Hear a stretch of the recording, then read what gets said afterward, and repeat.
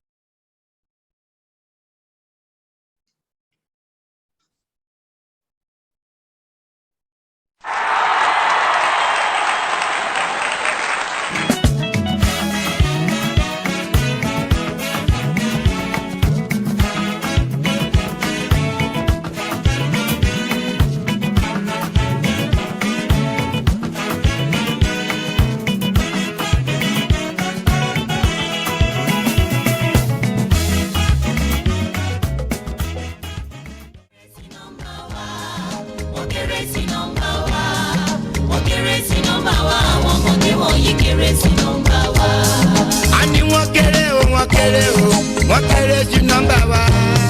Wọ́n kéré sí nọ́mbà wa, àwọn ọmọdé wọ̀nyí kéré sí nọ́mbà wa. Wọ́n kéré sí nọ́mbà wa. Wọ́n kéré sí nọ́mbà wa.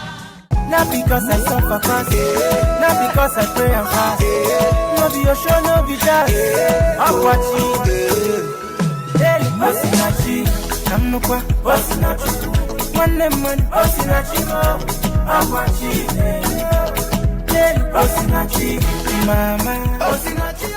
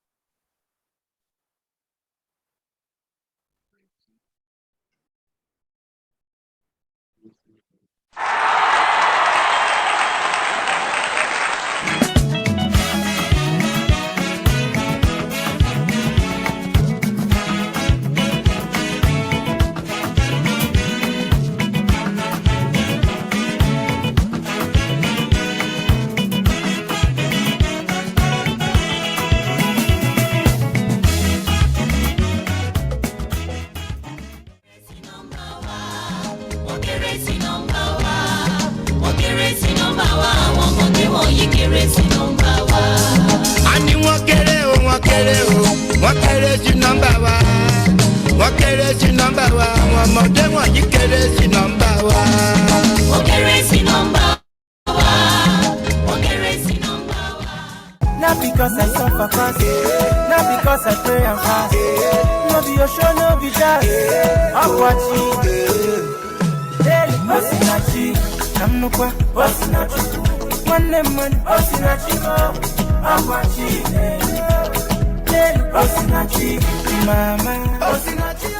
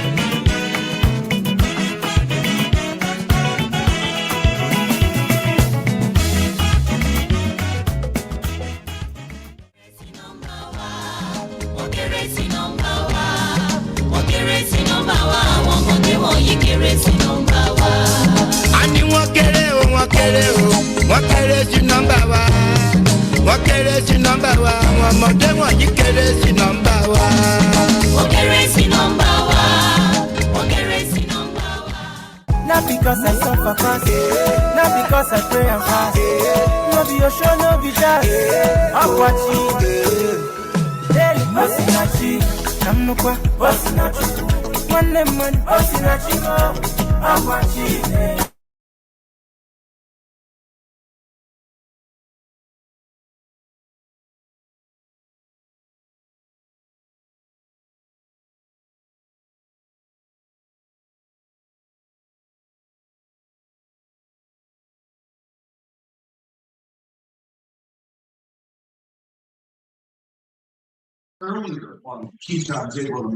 Please, you may begin.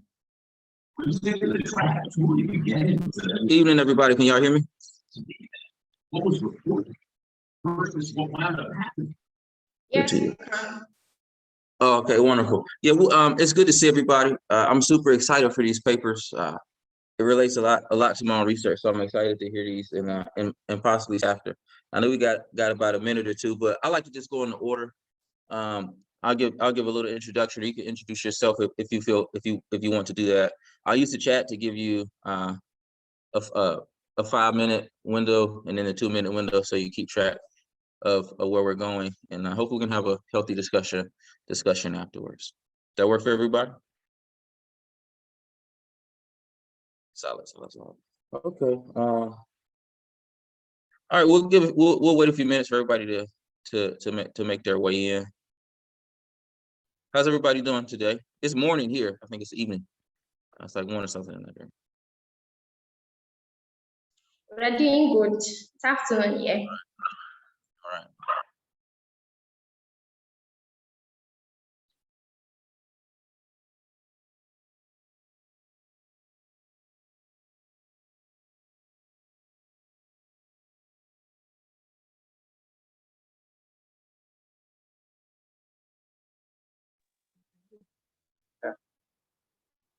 Good afternoon, everybody. It's afternoon here in Nigeria, Lagos, Nigeria.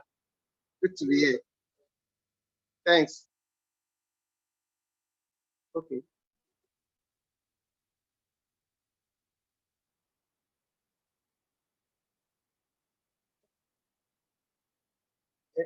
Àwọn yòókù wọn kọ́ ní wọ́n fẹ́ gbé kan wò.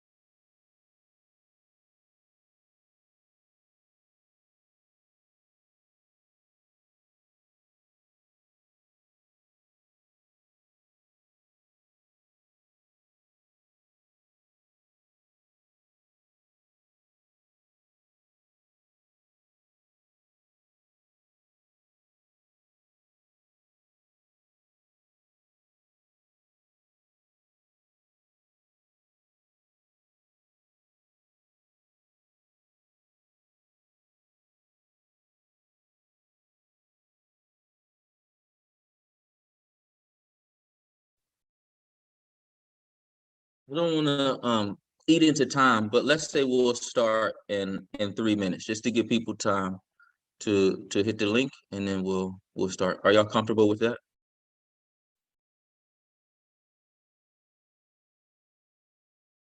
Yes.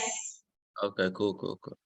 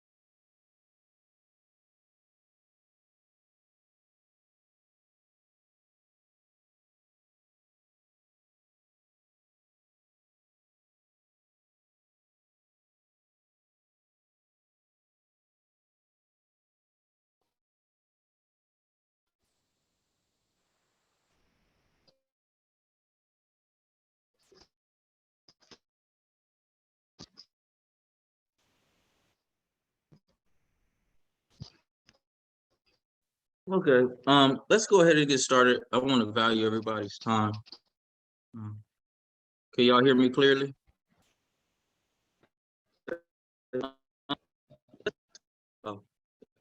Okay. So welcome to our session for today entitled Nigerian History, Colonial and the Postcolonial Part 2. My name is Dr. Blackwell, and currently I'm an assistant professor at Winston-Salem State University. It's in Winston-Salem, North Carolina. And I specialize in Nigerian and Cameroon history, and all of my research is actually related to a great deal of what you all are going to be talking about today. So I'm excited to hear that and hopefully connect with you all afterwards and speak a bit more about how we might be able to collaborate together. But I don't want to eat into too much of your time, and I value my role just as a discussor to kind of facilitate these discussions. And so I want to go in the order listed, and I'll introduce you all. If you feel comfortable introducing yourself, then you are free to do that. But our first presenter today is Timotaya, and she's a graduate in first-class history from University of Lagos. In addition to academic research and scholarship, she's interested in civil society. And in 2020, she established a nonprofit organization named the Timotaya Foundation to cater to underprivileged children as well as senior citizens in underserved communities. And her interests include gender, sexuality, urban, and disaster history. And she's currently completing her National Youth Service. Congratulations on completing that. I hope you finish that soon as a graduate intern at KPMG Professional Society. Whenever you would like to begin, you are free to.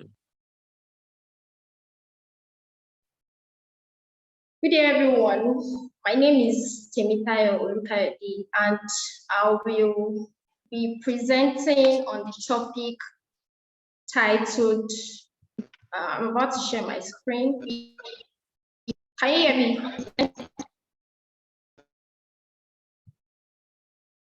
Okay. I'll be presenting on the topic titled Road to Maulag, a historical analysis of 2012 student protests in the University of Lagos. I have divided the work into 6 subtopics where I'll be starting with a general overview. I'll be discussing the legacy of Moshood Abiola. I would also talk about the causes of the 2012 protests, consequences and management of the protest, and I'll be concluding with recommendations.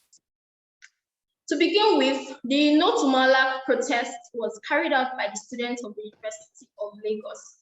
This protest was as a result of the change of name of the University of Lagos to Moshood Abiola University. The No to Maulag was a slogan that was derived from the protest.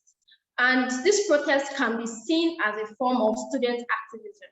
Student activism can be defined as the involvement of individual students in group activities aimed at defending their interests and bringing about changes in policies, systems, ideas, knowledge regarding issues affecting university life and society at large.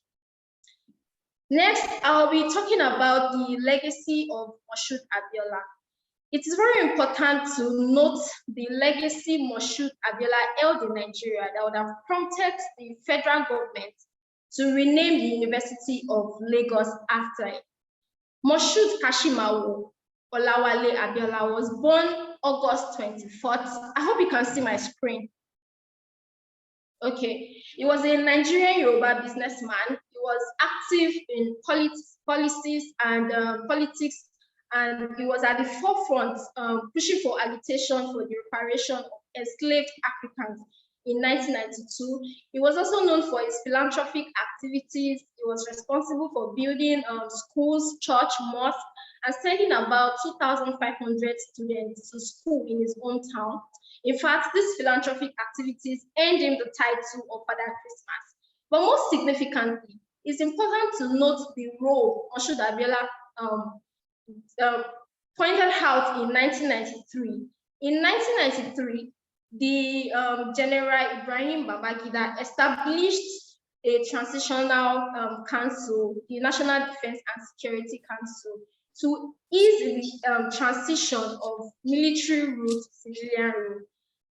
Moshood Abiola therefore threw his hat in the ring by contesting for president under the Social Democratic Party with his vice Babagana Kingibe. And on my screen on the left is his opponent, Bashir Tofa, who contested under the Nigerian Republic Convention.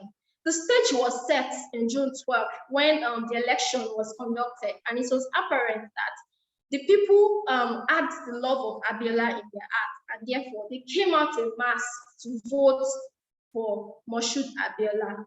However, the Babangida administration, the head of state then, decided to annul the June 12 election.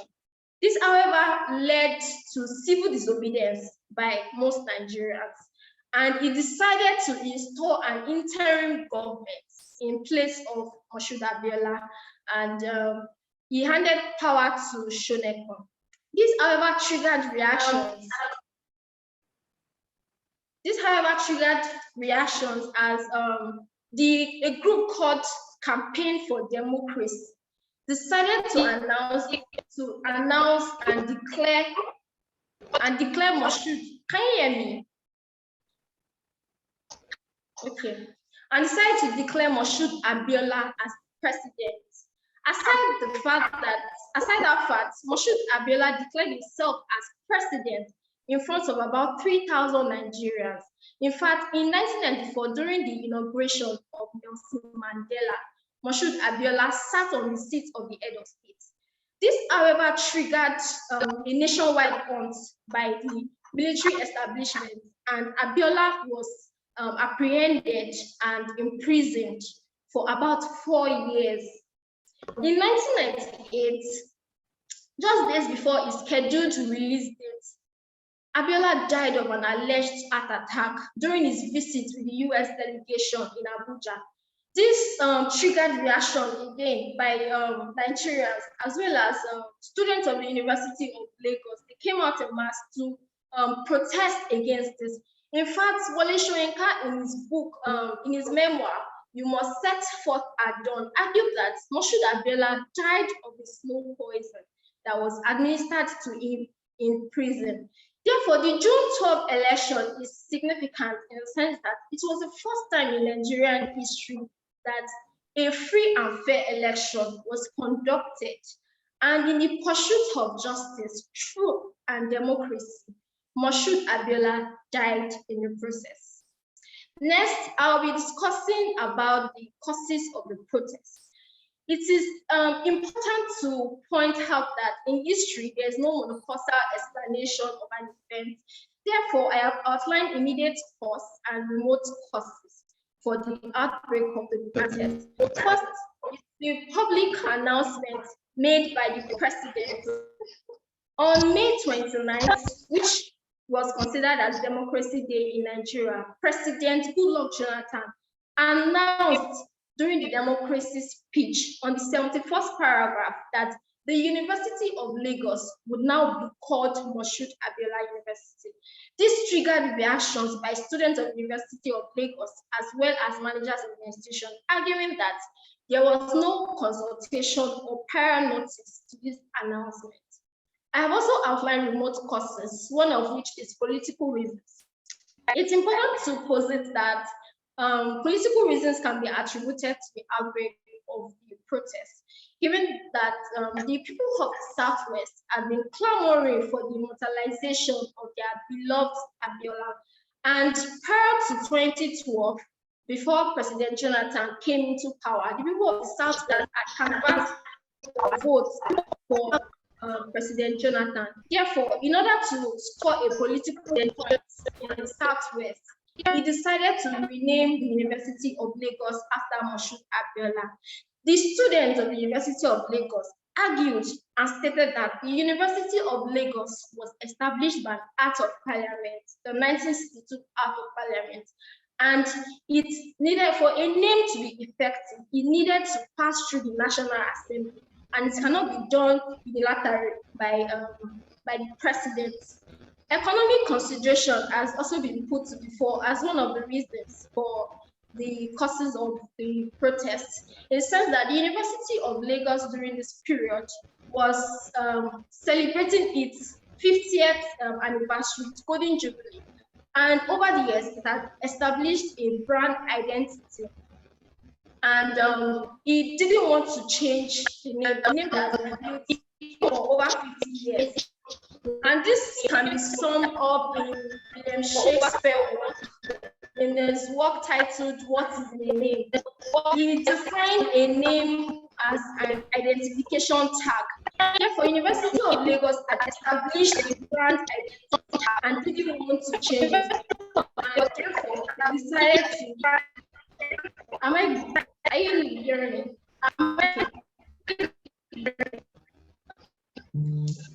So they didn't want to identify with the name Moshood Abiola. Therefore, they decided to protest. Psychological factor is also another reason, in the sense that the atmosphere in the University of Lagos during this period was pensive and melancholy, in the sense that the University of Lagos had just lost its Vice Chancellor, Adetokunbo Boshofolue, as well as the lecturer in the Department of Creative Art, E.A. Bassi. So the atmosphere was very pensive, and the announcement came out as a shock to students and managers of the institution. Therefore, the students of the University of Lagos decided to protest against this change. Also, it's been pointed out that the final one I'm going to be talking about is named operation by another university. The Lagos State University was also in process of changing its name from Lagos State University to University of Lagos State. Therefore, a name change in this university will cause confusion and commotion between University of Lagos and Lagos State University. Therefore, University of Lagos decided that students of University of Lagos decided that the name change would not be effective. As you can see on the images I have on the screen, these are students that are protesting against this name change. They held on to banners protesting, and they also took on to federal roads, they held on to placards. We are not friends. Like it's 50 years. They also opt on BRT buses, protesting against this name change. I'll be discussing the consequences of the 2012 protest.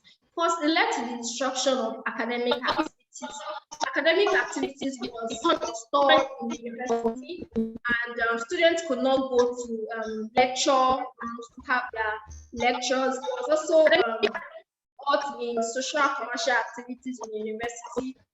There was also postponement of the convocation ceremony. As convocation ceremony that was supposed to hold January was postponed to February 2013. It also encouraged theft and created the opportunity to loot items. The University of Lagos was in chaos, and street urchins used that to gain opportunity to loot items. And finally, it encouraged lobbying. There were members of the National Assembly that were from the alumni of they were University of Lagos alumni. So they actually lobbied in the National Assembly to ensure that laws do not pass.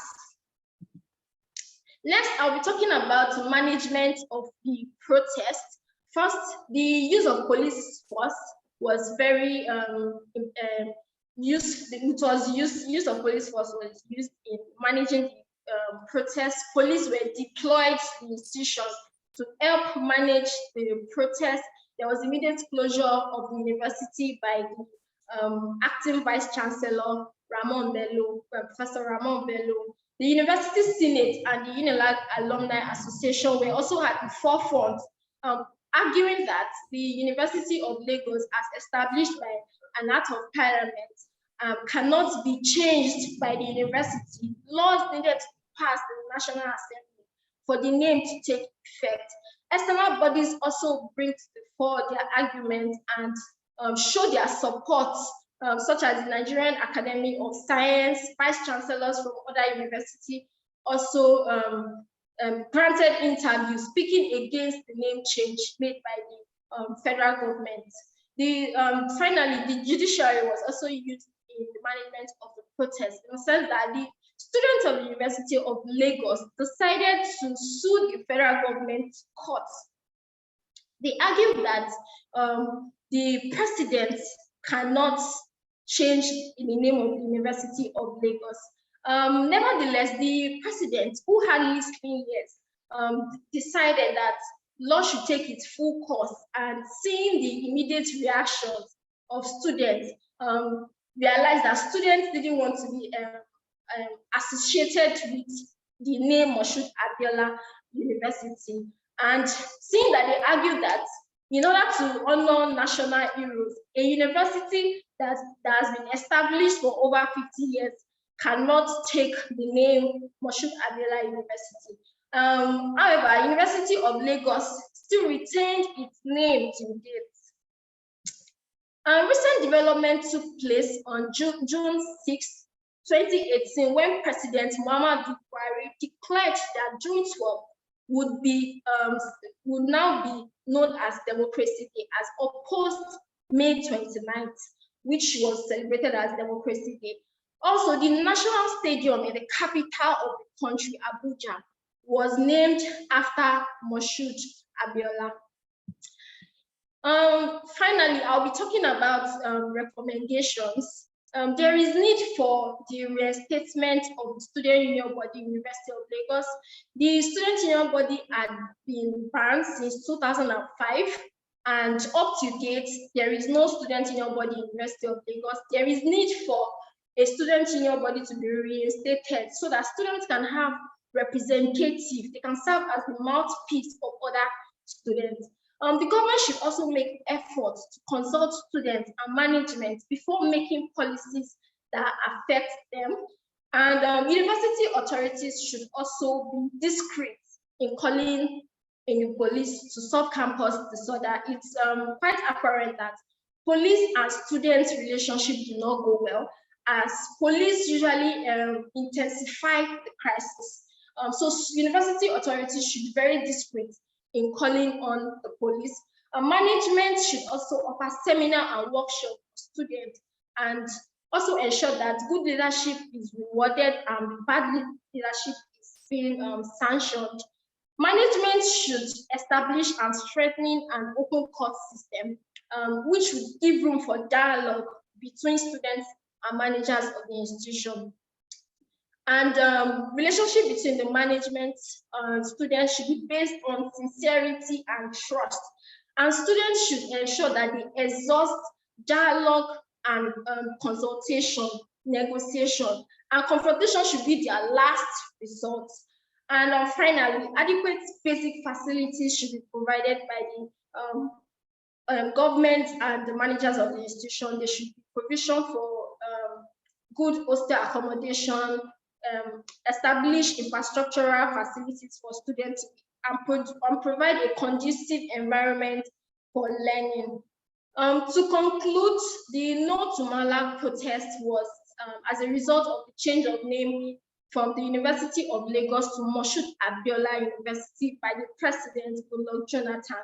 And this protest shows the extent of student power, how students are able to come together to protest against the change of name of the University of Lagos. It is, however, important to also state that different causes have been attributed to the protest, which I outlined: immediate and remote causes. Thank you. Thank you very much. We'll hold our questions until all of our panelists go. And thank you everyone for joining us. Our next panelist is Paseo Osijo from the University of Olabosio, and she's working on street trading in Lagos from 1967 to 2017. And so feel free to start whenever you feel.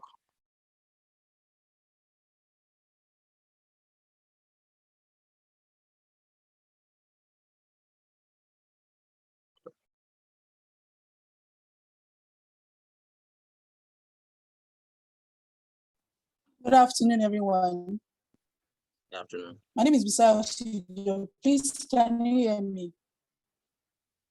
Yes. Can you hear me, please? Yes. Okay. My name is Bisayo Shijo, and I'm a PhD student at the Olabisi Onabanjo University, and I'm working on street trading in Lagos. Please, I would love to, because I'm having network issues, I would love reaction. You can come attention to it. Thank you. Yeah, my title is actually from my thesis. That's what I'm working on my thesis. So I would like to introduce the title to you.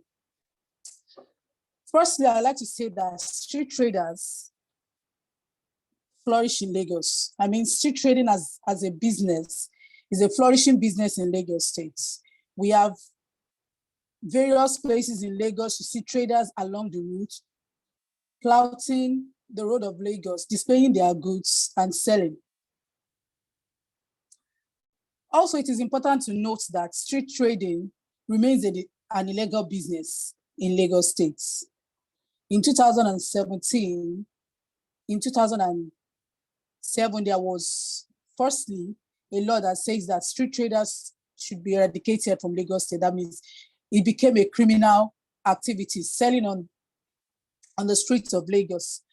However, these traders wouldn't stop selling because, firstly, looking at the amount shop owners put on shops, it is more than their budget. For example, someone selling drinks, water, handkerchiefs, gala, those are foods that one can munch on during traffic. Someone that is selling, that has a goods of nothing less than 3,000 naira, how can this person afford a rent of 30,000 naira in the month, which is impossible? So most of them just decide to stay on the road and display their goods. Then whoever is interested would stop by, or if you are in the traffic, they can run after you. I'd like also to explain that there's a difference between a street trader and a street hawker. A street hawker is someone who sell along the road. You don't sell, you walk around. You walk along, it could be the express road, it could be inside the streets. This person displays his or her loads on ahead and, send it around and walk around. Unlike a street trader has a position on the streets. You have a position on the streets, and your fellow street trader knows that this space belongs to this person. It's not like a store, but then they feel that this space belongs to me. And yet, to let you know that these street traders also take tickets from the thugs around the vicinity. So street trading is not particular to the street of Lagos. So we have street traders in major cities in Nigeria. For example, we have them in Port Harcourt, we have them in Abuja, we have them in Kaduna, we have them in Kano. Yes, we have them in Aba. I mentioned earlier that there's a difference between a street trader and a street hawker, so we should not forget that. Then also, street traders have been blamed and arrested for being responsible for various degrees of crimes in Lagos, which have caused the state of security in the state. For example, these street traders, if any criminal activities happen in a street, the first set of people, when the police come to the crime scene, the first set of people that would be interrogated or arrested are the street traders. I would love to share my screen now.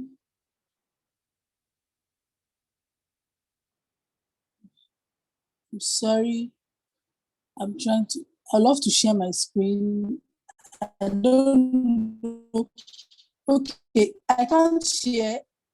Can you please allow me? Can you please allow me share my screen?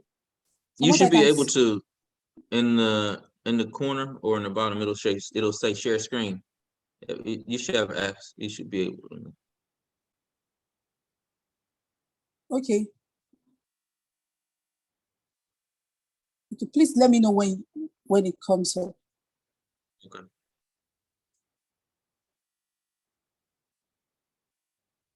Thank you. Can you see it now? Can you see it now? Not yet. Not yet. I can't see. I can't see it yet. At least. Okay. Let me just go ahead then, because of our time. Also, governments have continued to pay lip service to development trajectory as proposed, for example, as 1995 United Nations World Summit on Social Development to reduce the portion of people living in extreme poverty.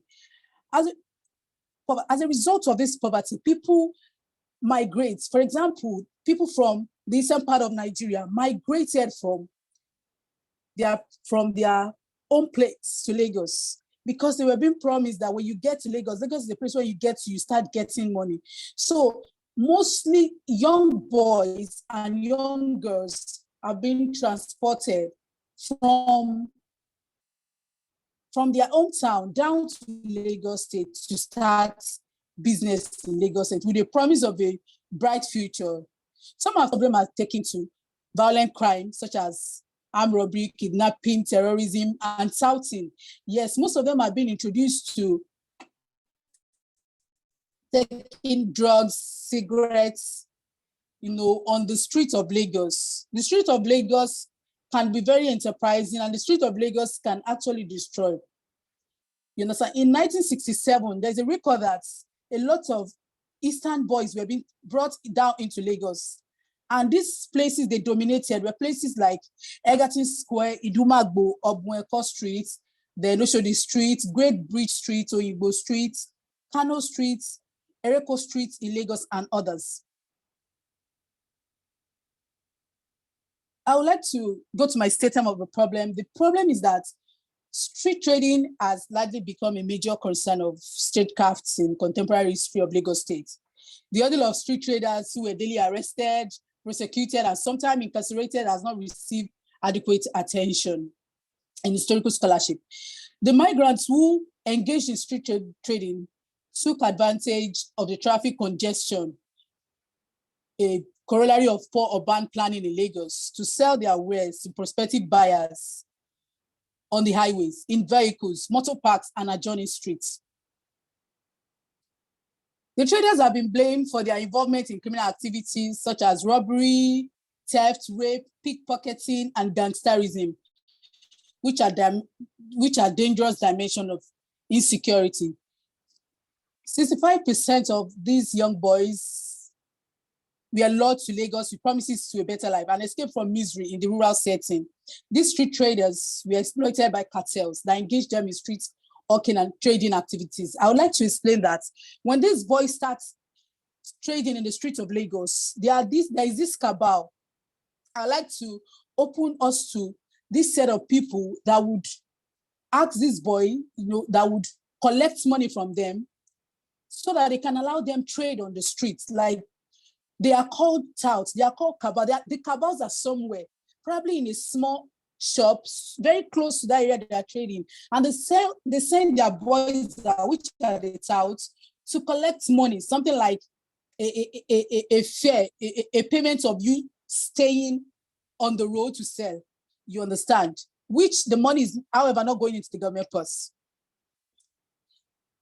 Then also, these able-bodied migrants had strong desire to be adventurous and, pursue better living in Lagos, where they equally suffer social inequality, social exclusion, mass arrest, prosecution, and imprisonment. Most of these boys and girls trading don't have their family. They do not have their family here. So most times when they are arrested like that, they are being prosecuted immediately and just called criminals. So there is nobody to look for them. There's nobody to ask about their whereabouts, because they were being taken away, and most of them would leave their place of abode because of the promise of a better future. This study is problematized within the context of how extreme poverty, land shortage, death of fertile lands, and hunger, especially in northeastern Igboland, participated to the soaring wave of migration of youths, especially teenagers, to Lagos between 1967 and 1970, where they firstly engaged in street trading, before owning a shop. Looking at their major markets in Lagos, we are going to see that most of these markets are being dominated by Igbo boys. Why is this so? Most of these boys came into Lagos as teenagers. They started trading, and some of them hawking before they became shop owners. Then I'll quickly rush through my objective of the study. The first one is to resize street trading in Lagos State from 1967. Then to explore the socioeconomic implication of street trading in Lagos State from 1967 to 2017. Also, to find out the push and pull factors responsible for the influx of people into the street trading in Lagos. Why are people coming into Lagos State to trade on the streets? Also, to critically examine the nexus between street trading and criminality. Is there a relationship between street traders and crime and criminals on the streets, which is affecting the security and public safety in Lagos State? Then the next one is to analyze government efforts and workable approaches to attack the issue of street trading. What has Lagos State government been doing since 1967? Since street trading has been coming, in 2007, there was Fashola made a law to eradicate street traders. Then in 2017 also, there was also a law that was made that street traders should be, prosecuted immediately when they are being caught. They get to be prosecuted immediately. All right, then my research question would address my objective. Then also my scope of the study. The study focuses on exploring the issue of street trading in Lagos State with a view of examining the socioeconomic and internal security and the implication of this street trading on the states. So I would read through my methodology.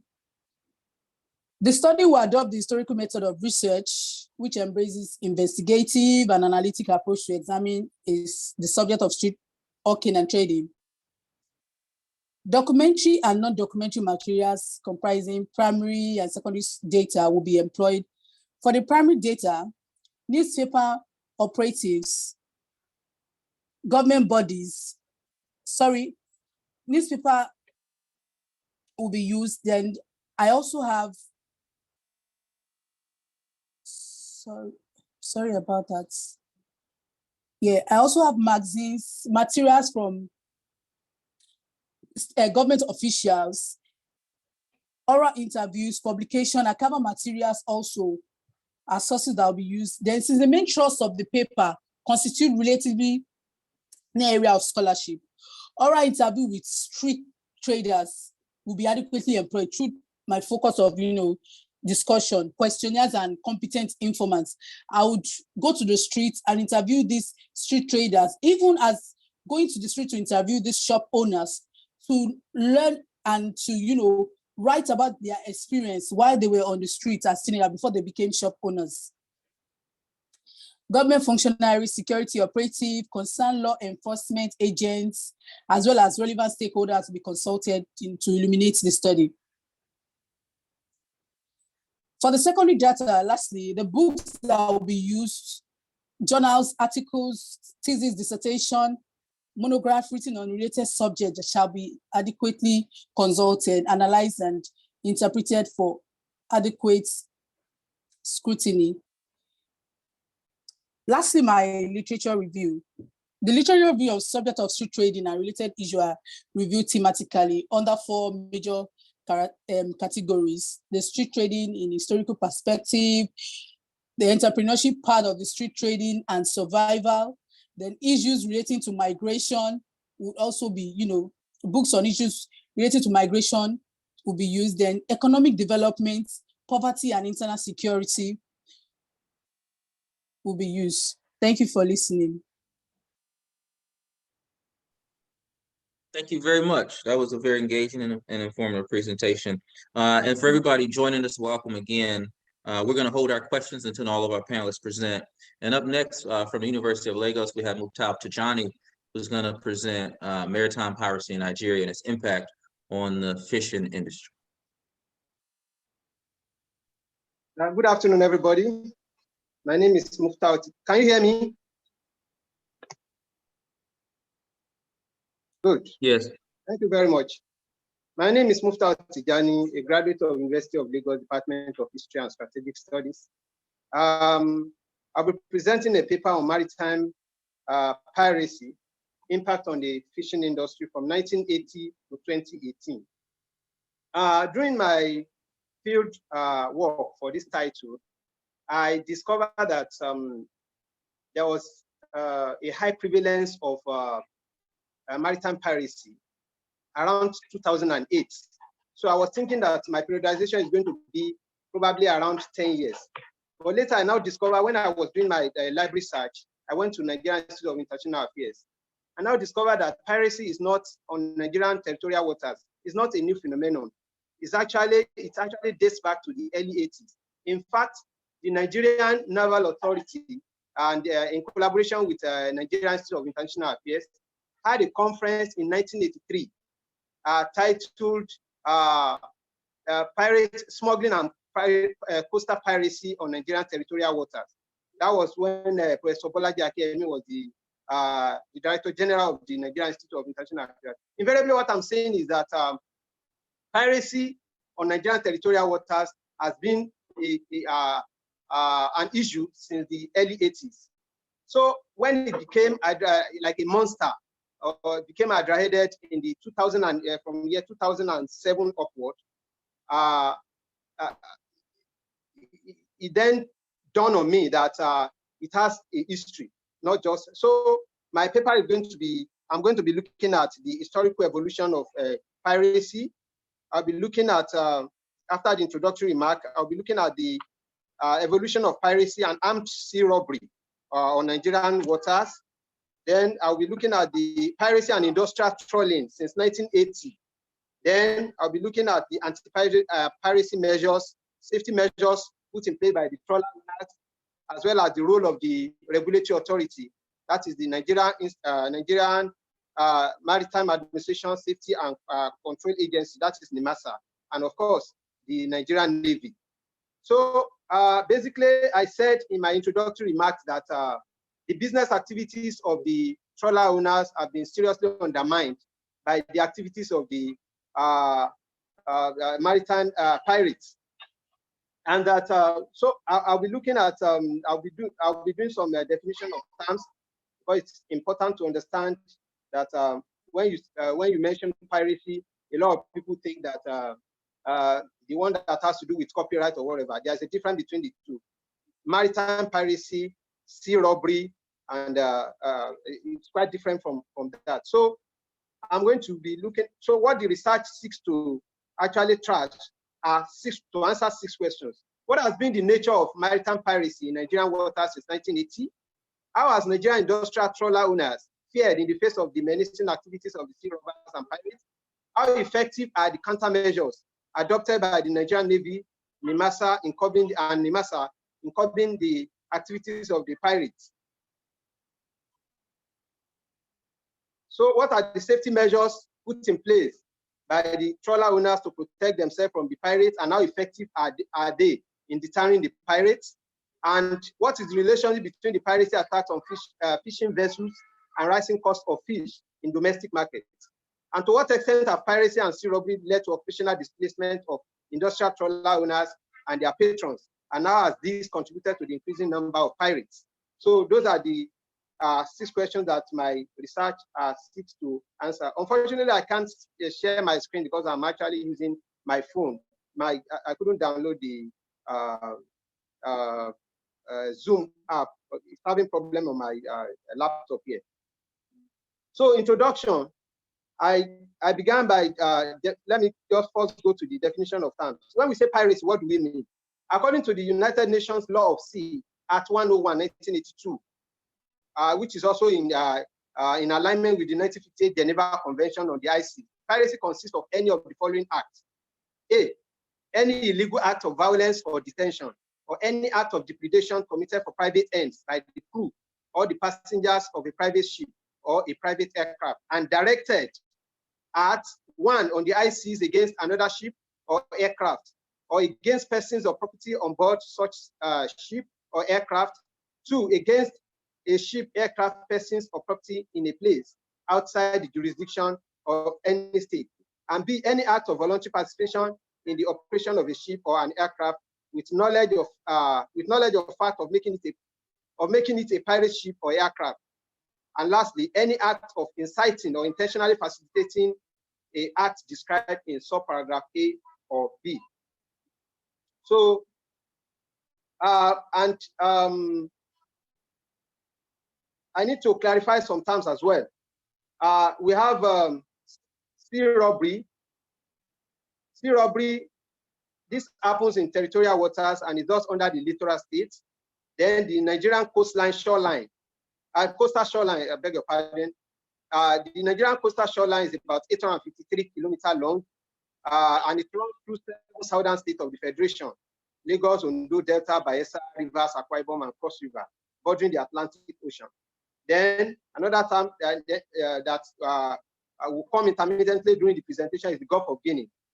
When we say Gulf of Guinea, what do we mean? We mean the Atlantic Ocean coastline, which comprises about 18 sovereign countries of West and Central Africa. So for this work, I'll be employing 2 theoretical frameworks, which is number 1 is the routine activity theory and the weakness of the failed state theory. The routine activity theory, which is an offshoot of the sociocultural theory, which was propounded by Colonial and Postcolonial, holds that crime is premised upon availability of 3 related elements, which is potential, that is potential offenders, that's number 1, suitable target, and absence of capable guards. So, the preponderance of suitable targets, meaning that the fishing trawlers in this case now, and by extension the oil installations, but my focus is on the fishing trawlers. According to the routine activity theory, it's a motivator that has sustained the occurrence of pirate attack. That is, the presence of the fishing trawlers on the on the Nigerian waters is actually what brought the pirates to to attack them. And I said that by extension, it is not only it's just that the work is actually trying to solve the problem that many existing works actually focus on energy thefts. Majority of them focus on attacks on the oil installations, attacks on vessels carrying oil and the rest like that. So with little attention on how it affects, how the phenomenon of piracy attacks affect the fishing industry. So the second theory I'll be looking at is the failed state theory, which is derived from the Max Weber's failed state theory, which holds that there is an organic linkage between politics and crime. And this helps in explaining the causes and purposes of maritime violence. So if you look at the works of Montclaus, he was using that theory. He was trying to explain that theory. He said the basic conditions and responsibility of government no longer functionally, when government no longer functions, there's obvious failure of government in terms of providing security, in terms of abject poverty on the land. People will look at the available things they can do in order to, to make ends meet. So the prevalence of such condition actually, serves as a kind of a breeding ground for criminals who now takes to crime to perpetrate such on the Nigerian sea. So historical overview of the maritime piracy. We said that it's a global phenomenon. In fact, the pirates, in the ancient world, it used to be an honorable profession. Some call it, some states participated in it, like we had the Silicon pirates operating from the coastal stronghold. In fact, in 75 BC, the young Julius Caesar was actually captured by pirates for ransom. That was in the 7th century, 75 BC. Then the period between 14th and 15th century witnessed the creation of many navies for the purpose of protecting shipping and trade from pirates. Also, between 16th and 19th century, there was emergence of growth of privateers, buccaneers, and corsairs, a group of pirates. So with respect to Africa, the Bight of Benin and the Horn of Africa and Gulf of Aden have been described as the piracy hotspots of the modern world. So according to the International Maritime Organization, a total of 2,429 piracy attacks occurred in African maritime space between 1993 and 2018, out of which 1,449 which is over 60%, occurred within the Gulf of Guinea and Nigerian territorial waters and exclusive economic zone. So permit me to define that exclusive economic zone because when we mentioned that there is need for us to clarify some things. When we say exclusive economic zone, it comprises the continental shelf, the contiguous zone, and the territorial water.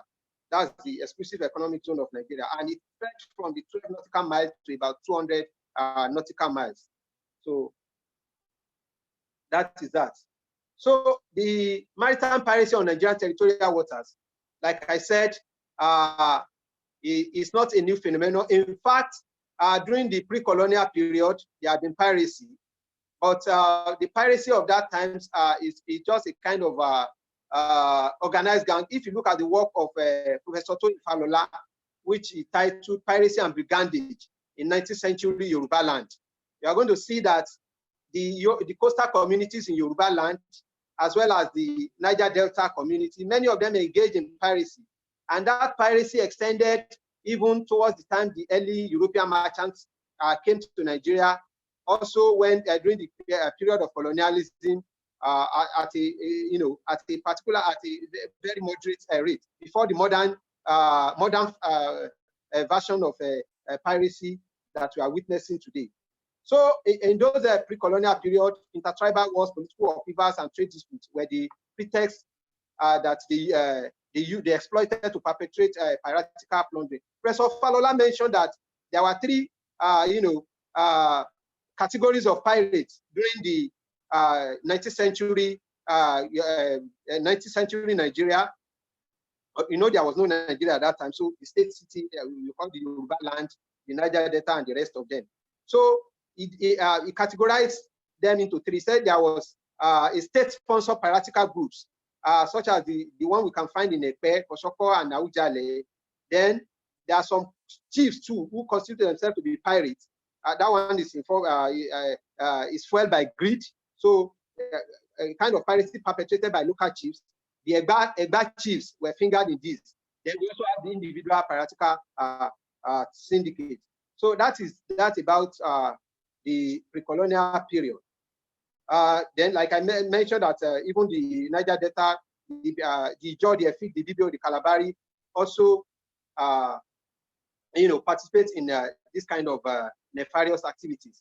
Now, it's interesting that when the early European merchants, when they came to Nigeria, what they encountered, the kind of opposition that was given to them was actually touted as piracy as well, because the coastal belt, the people, the inhabitants of the coastal dwellers, they were trying to, serve as a kind of middleman between them and the people of the hinterland, especially in the trade of palm oil. When they discovered that the price of palm oil, they can get it at a cheaper rate from the hinterland, so they made an attempt to bypass the coastal middlemen and to go straight to the hinterland. So the piracy now became a kind of you do to me, I do to you as well. So as they were using, as the coastal middlemen constituted themselves to pirate to ensure that the white men don't get direct access to the hinterland, the middlemen as well, the white men as well, were trying to prevent the coastal middlemen from, preventing them from getting to the hinterland. So they would threaten them, they issue a lot of threats to them that if they don't allow them to get to the hinterland, they are going to, bombard them. And that's why you have the kind of Jaja of Ukubu and the rest of them, offering a stiff opposition to that. So that is that about the contact with the European merchants. So during the colonial period, the piracy was also widespread, to the extent that the consuls, the British consuls in Nigerian territory, they write the British Foreign Office that they should ensure constant patrol of the waterways because of the insurrection that the people, if you look at the works of Professor Ikime, Obaro Ikime, which was in 1985, you are going to see he made mention of this in that work. So what are the typology of the modern piracy? There are 6 types of piracy that are identifiable during this in the contemporary period. We have the inland water assault, where you see a small band in harbor, attacking ships. Then we have the local vessel assault as well. That one can be violent. The common cause is also is fishing as well. That one can be found in the Malacca Strait and Nigeria. Then the coastal shipping installation assault, which is involve kidnap and ransom, kidnap for ransom. Then we have the major ship assault as well, which involve theft of ships and cargoes. That one is found in Southeast Asia, Nigeria, and part of Gulf of Guinea. Then the major estate taking, and then of course the coastal trading, the coastal raiding rather. So that is the modern genre of piracy that we have now. So because of time, let me quickly go to the impact of the maritime piracy on Nigerian fishing industry. So the impact can be measured in terms of the economic impacts, the humanitarian, the socio-political, and health and well-being dimensions.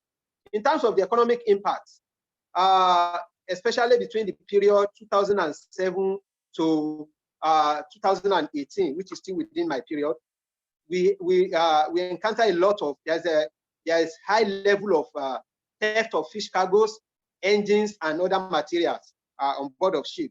In fact, according to KK Anele in his work, said that between 2003 and 2008, there were 293 documented sea robberies occurring within the Nigerian coast. Then the Nigerian Association of Nigerian Trawler Owners Association claimed that they lost a whooping sum of 180.5 billion between 2003 and 2011 to the pirates. So this also led to increase in fish importation. You know, Nigeria, we are not self-sufficient in fish. Part of the problem is this piracy that we talked about, especially during that period. Nigeria is not sufficient. We don't have the sufficient domestic production of fish. So about 97 billion is being spent yearly, or foreign exchange is being spent on fish importation, thereby creating jobs in other nations. That is the implication of that. So again, the fish retailers during this period as well, they were also affected. In fact, at Liverpool Fish Market in Apapa in February 2008, one Mrs. Bosse complained that her suppliers could not bring fish because of incessant robbery on the sea. Then the woman claimed that a small basket of crayfish that usually goes for about 300 naira now, has risen to about 1,000, rose to about 1,800 to 2,000 during that period. So many trawlers became idle due to insecurity on the sea. In fact, when during my field research to Apapa, I went to Carl Fisheries Limited. I met one Mr. The GM of the company, Mr. Olusola Amire, who told me that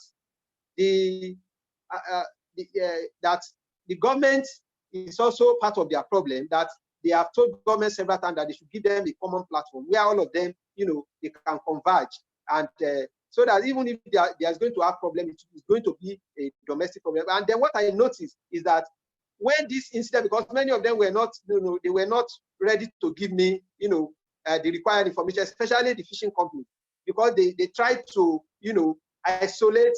They tried to the problem they are encountering. They don't want others to use it. They don't want their competitors to use it, as a kind of they don't want them to use it against them.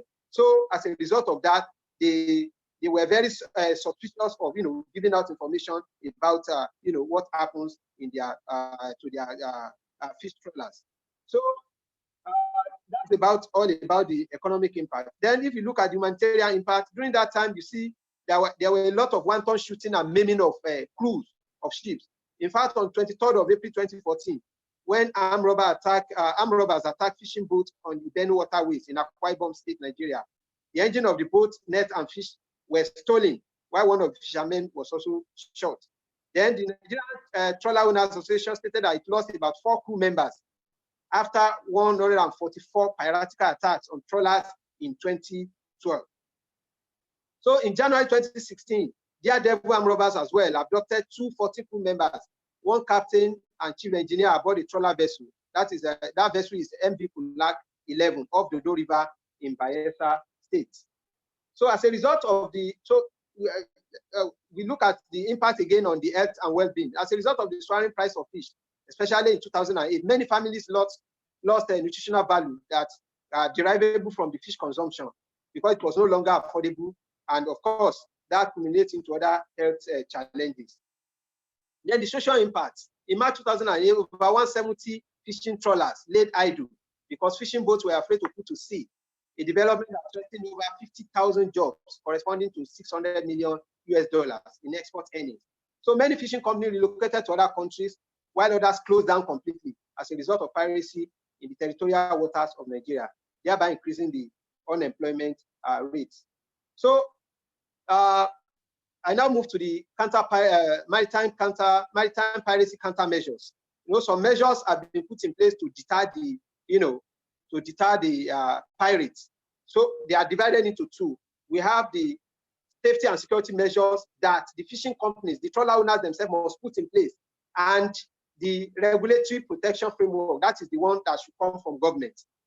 So that's of the one that falls under the direct responsibility of the fishing companies is investment in security equipment such as ship alarm, ship radar, global positioning system, GPS, automatic identification system, that's AIS, fire mains, and CCTV. Then they should also engage. They should also engage in what we can be termed as early reporting. Piracy attacks worldwide are reported to the IMOs, that is the International Maritime Organization Bureau, which is the International Maritime Bureau. That is where they should make the early report. But again, there's a challenge there because some of them don't want to report so that their competitors will not use it against them. So the IMO, have encountered that problem during that time that many of these things go underreported or not even reported at all. So as for the regulatory protection, that the NIMASA, that is the Nigerian Maritime Administration Safety, Nigerian Maritime Administration and Safety Agency, in conjunction with the Nigerian Navy, Nigerian Air Force, and the Nigerian Marine Police, they have the regulatory mandate to offer protection and safety on Nigerian territorial waters. And what are those things that they were able to put in? Because I went there, for security reasons, there are some things that that was not available to me. But they took me to the command and control center. I only view it. I can't even go. I couldn't even snap anything. So they just told me that what the activities were.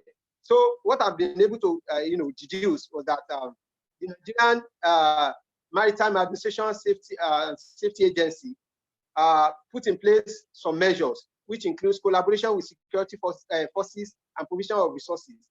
Then the memorandum of understanding with the Nigerian Navy, collaboration with the Nigerian Air Force and establishment of the Maritime Air Unit, collaboration with the Nigerian Marine Police, collaboration with all stakeholders in the maritime sectors.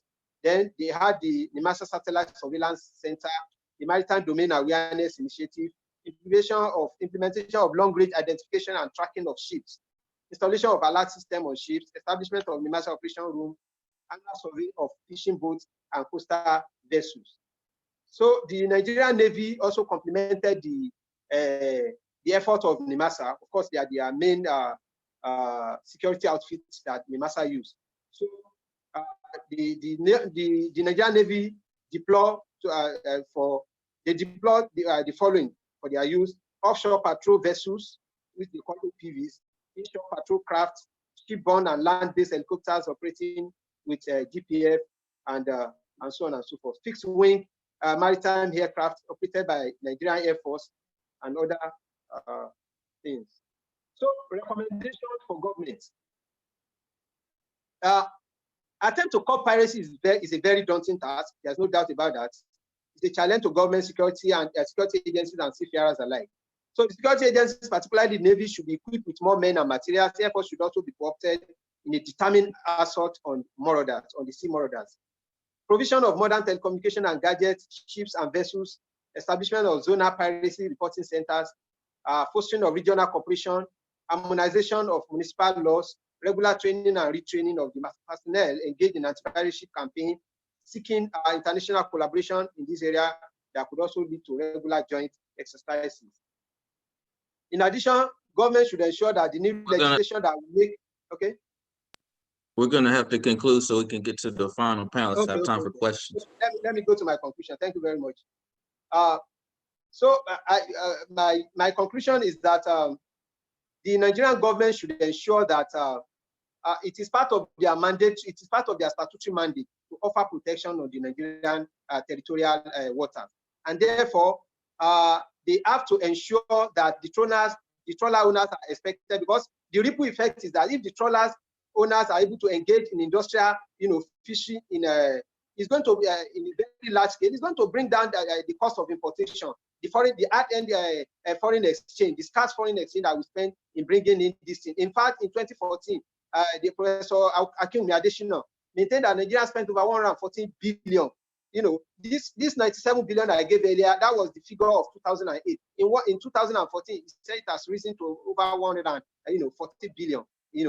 Bringing it just to supplement the local production. So the government has a challenge in that to ensure that once the protection, because even up to 2021, I see, there are still some cases of, piracy against the trawler owners. To the extent, it was only in 2022 that I've read some reports that the thing had come down a bit.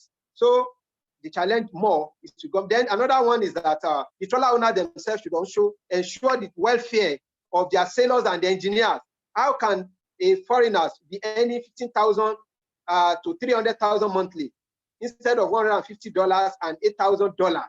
That the sailors and engineers, that's what they earn in Nigeria, $15,000 and $300,000. We are monthly instead of $150 and $8,000 minimum, which is obtained. That is what was obtainable in their other clients. So if they don't, I'll conclude now. Sorry. We need a block of time so that we can get a few questions in. Okay. Thank you very much. Thank you very much. Thank you. So our final panelist is going to be Dr. Ulawa Usanele. He has a PhD in education in Nigeria, Sweden, and Canada. He majored in African history, education, and peace conflicts. He has numerous publications related to these fields. And I'm looking forward to our final presentation so that we can have a conversation. And you're going to be presenting today. So I'll let you introduce your topic, to value your time, just so we can keep it all together, Doc.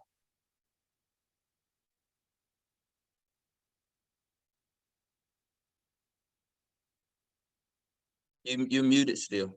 Hit the little mute button on the left. Can't hear you. Good afternoon, ladies and gentlemen. My name is Ulawa Usanele, and I'm presenting on labor and trade unionism in the forest industry of colonial Nigeria, the case of the Igbo Timber Labor Union and the dilemma of nationalism. Most studies on working class and trade union history in Nigeria focuses on the large urban-based trade unions, their relationship with capital, and their activism.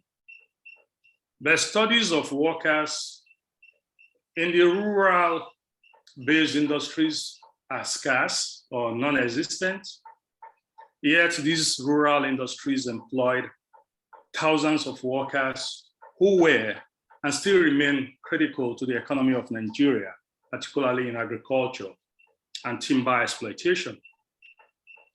Timber extraction and export during the colonial period generated revenue that rose from 7,016 pounds in 1900 to 6 million pounds in 1958. And timber exports alone constituted 4.5% of Nigeria's exports in 1958. Timber boosted industrialization. By 1935, the largest wood processing plant was established in Saple, known as African Timber and Plywood, AT&P. And this timber industry is responsible for the development of the town of Sapele, which during the colonial period was regarded as a second-class town. A place like Okobaba in Ebutemeta in Lagos was also developed as a result of the timber industry. Yet, this industry has not been given the scholarly attention that it rightly deserves.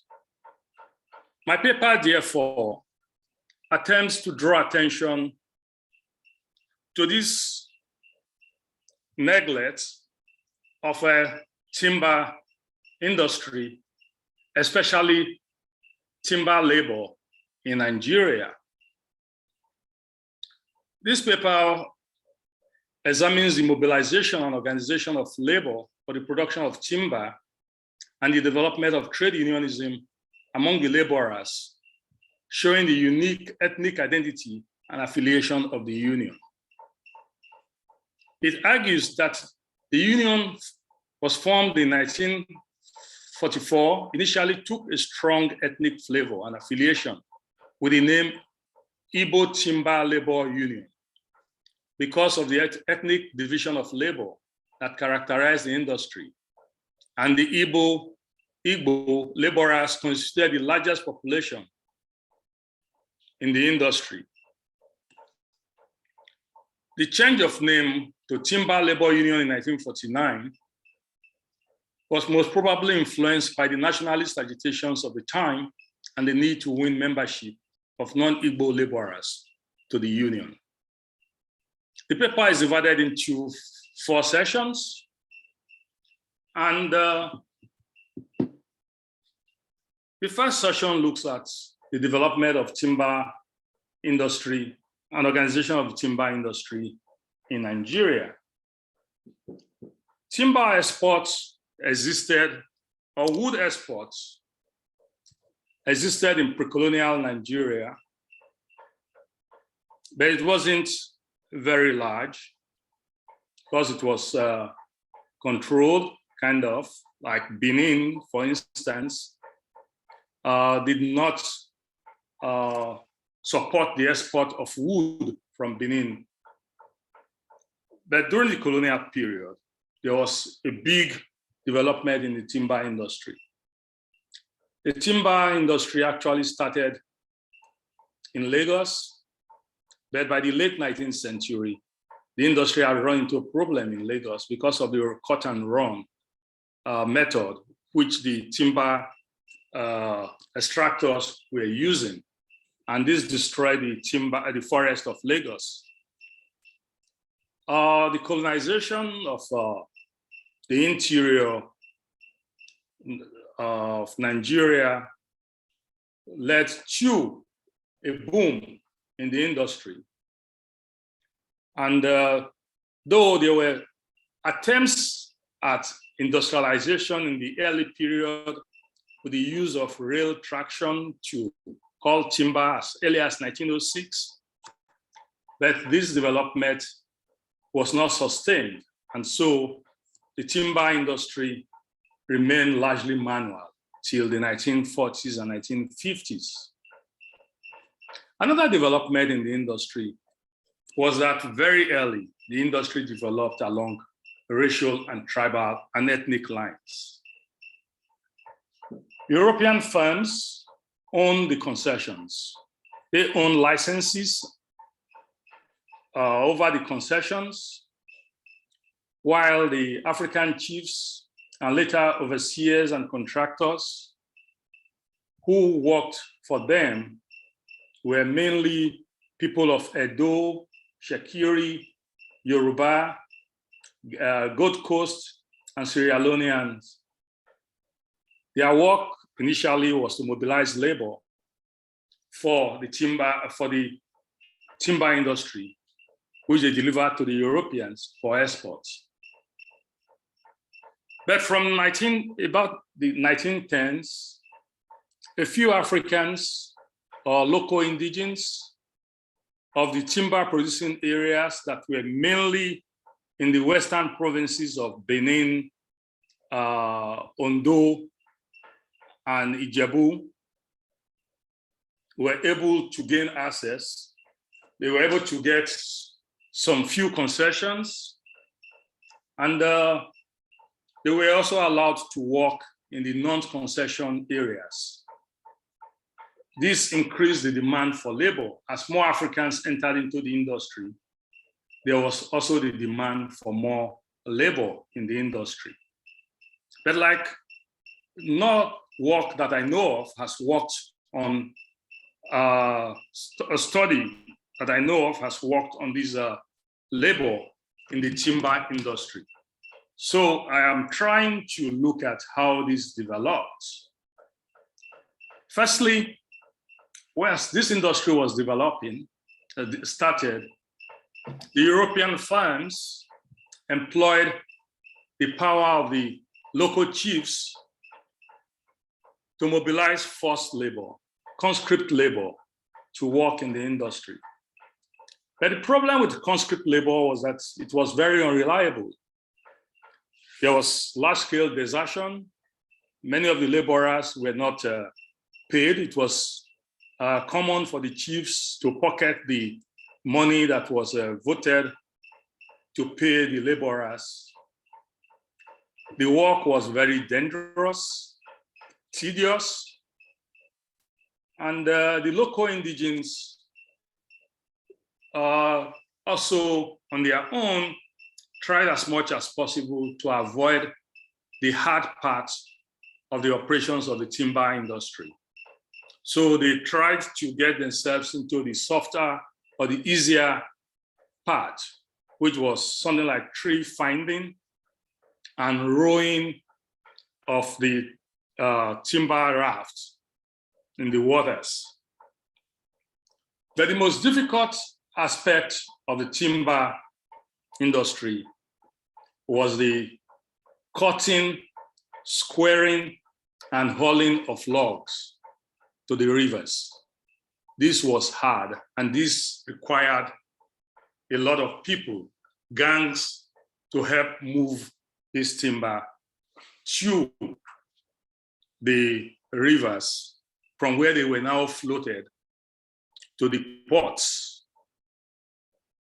So this posed a very big problem for the European firms and the African who also owned leases.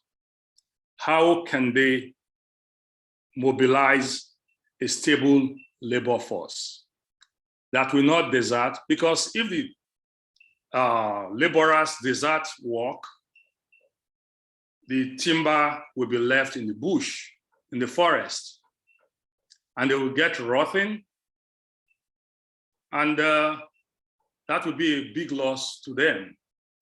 So their profit was very important. So what they really needed was how to secure a stable and reliable labor force.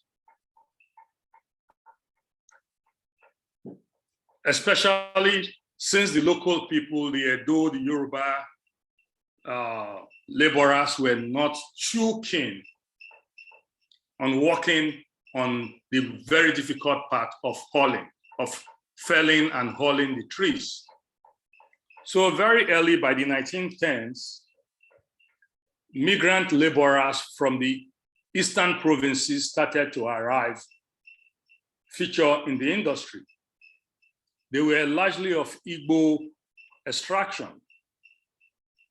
The reason for a lot of Igbo migrants to the timber industry is not far-fetched. The Igbo land is known for its own a land shortage. Then during this colonial period, most of the elders had acquired most of the white palm trees. And so a lot of the young people did not have access to ownership of palm trees. And then the price of palm oil and palm kernel continued to fluctuate. Whereas the young men needed their own money. So one way of securing employment was to migrate into the timber producing belts of Benin, Ijebu, and Ondo provinces. And in order for the timber firms to achieve stability of labor, they had to find ways of holding down these migrant laborers. And this also worked for the migrant laborers. So as very early, the laborers saw that the timber, in the timber industry, they had long-term contracts. The minimum contract the laborers were given was for 6 months of work. We also have to understand that this also had to do with the European colonial view of the African worker, that the African worker was a target worker. He had a target of making some fixed amount of money. After he gets that fixed amount of money, he disappears. So one way of holding them so that they don't disappear was to introduce long-term contracts of 6 months and 9 months. So during this period, the laborers are not paid. Instead, they are just given feeding allowance. So this was something that some of the laborers, especially the migrant laborers, saw as good. It helped them to save money.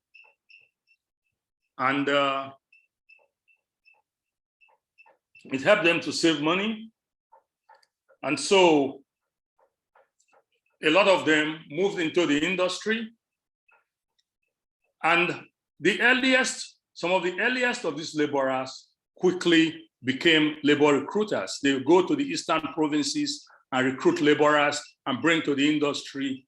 And they worked as overseers, foremen, and headmen.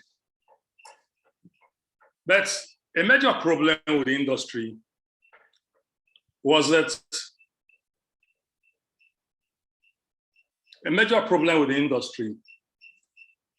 the fact that the industry was faced with very poor working conditions for the laborers from the very beginning.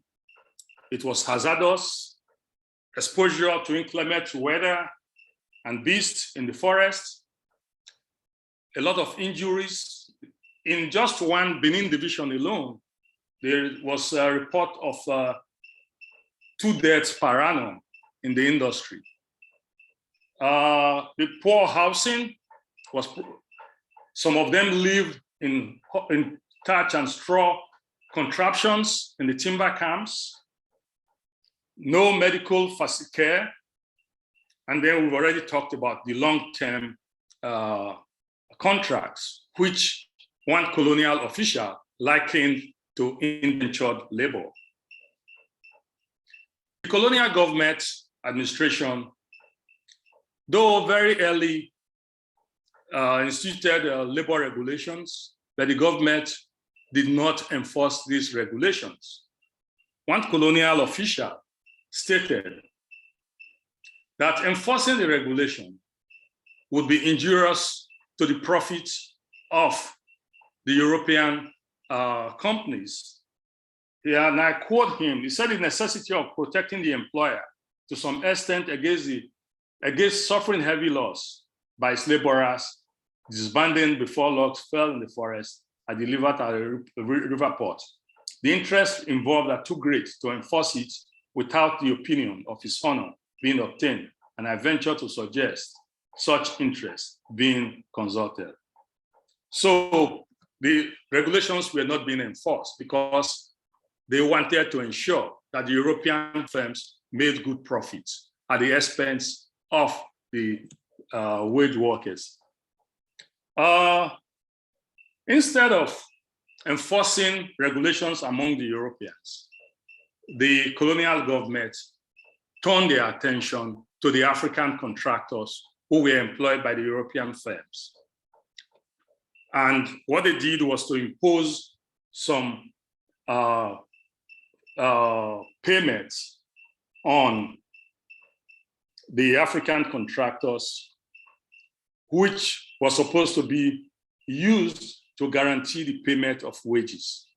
Because the major problem that the industry faced was that of non or delayed payment of wages to the workers. Even after they finished their long-term contract of 6 months and 9 months, many of them went unpaid for months. And this very early led to agitation by the workers. And it was not surprising that by 1944, the Igbo migrant workers, who formed 59% of the workers in the industry, formed the Igbo Timber Laborers Union. They formed this. It was now easy to form unions. The reason they were able to form the union, we've already seen the atrocious nature of working conditions in the industry. And then by 1938, the colonial government legalized the formation of trade unions.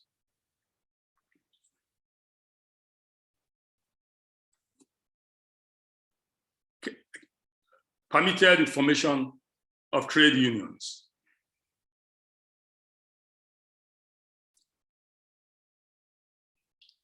I'm sorry about that. So 1938, the government permitted the formation of trade unions.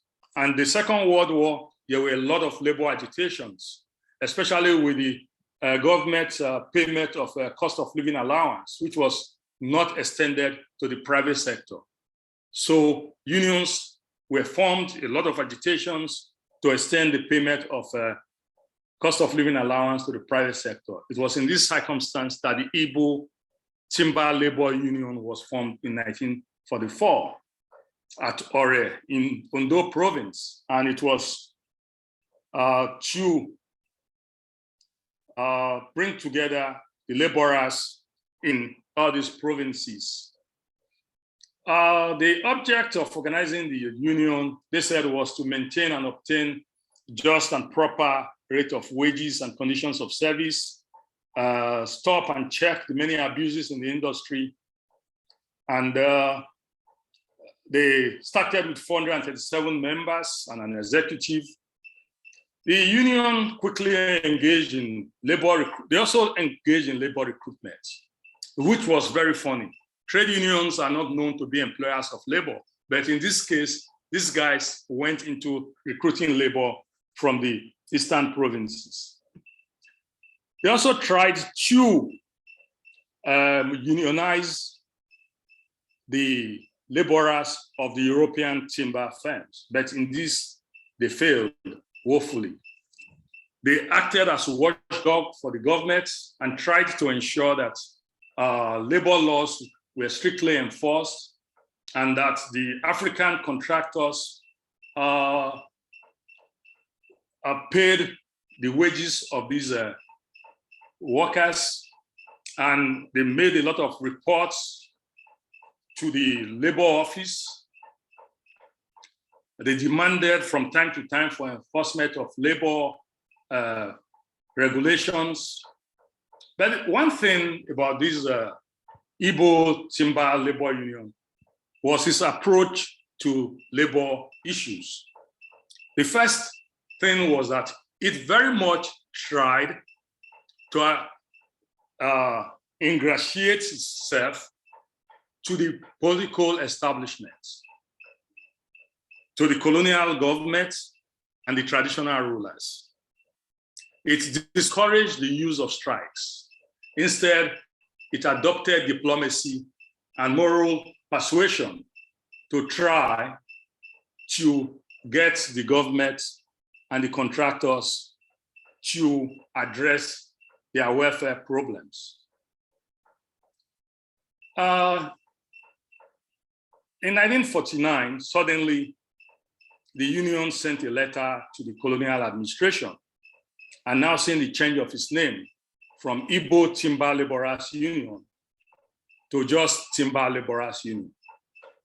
Their argument was that the change of name was to make their union a national one instead of being seen as a tribal union, which was something that was in their own interest if they were to attract the non-Igbo 40% of the labor force who were non-Igbo into the union.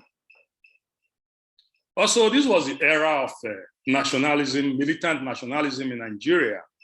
So it was only good for them to change their name. But unfortunately, the name change did not help them much. The people who benefited were militant unions.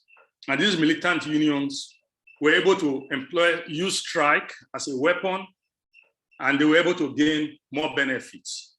Another problem the union faced was that many of the migrant workers discovered that they had alternatives to working in the timber industry. So they now moved from the timber to cocoa and to rubber, and they could even work as sharecroppers, so they didn't have to depend on wages. So the union remained until into the independence, but it did not grow much. But what this paper has done is to draw attention to this potential field of the timber industry that has not been given attention. And it also looked at the labor in the industry, how it was organized and how it developed, especially in the 1940s, the activities, and it concludes that in spite of the various problems which the union faced, the union was able to help some of its members, and it was especially in the area of agitation for enforcement of labor regulations, which the government was lackadaisical about. It also turned out that the union was also agitating on behalf of the African contractors, because the colonial government tried to penalize the African contractors a lot. But the union realized that if the African contractors are penalized and they don't get jobs, the laborers will also be out of work. So they were caught between agitating for the laborers and agitating for the African contractors. All in all, I concluded that they made their own little contribution to the development of the labor and trade unionism in Nigeria in their own way. Thank you. Thank you, Prof. I appreciate it. Thank you to all our panelists and all our attendees. I'm not sure we're going to get kicked off because we kind of ate into our time, which is probably a Zoom problem. If we're all face to face, we wouldn't have this issue. I'll email the panelists. I have some thoughts and some ideas and some sources for each one of you. So I appreciate all these papers and things to think about in terms of the Igbo Trade Union. My research involves that in Cameroon and Southeastern Nigeria with the Cameroonian Development Corporation. So I'm kind of well versed in kind of the direction that you're moving. I hope everybody enjoyed this panel. I think it was informative. I hope we've been enjoying the conference, and I hope to see everybody once again, whether or not it's Zoom or whether or not it's another conference in Nigeria, or if we meet at a conference in the States or abroad.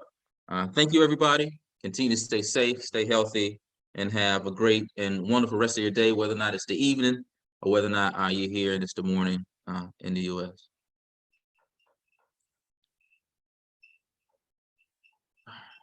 Thank you.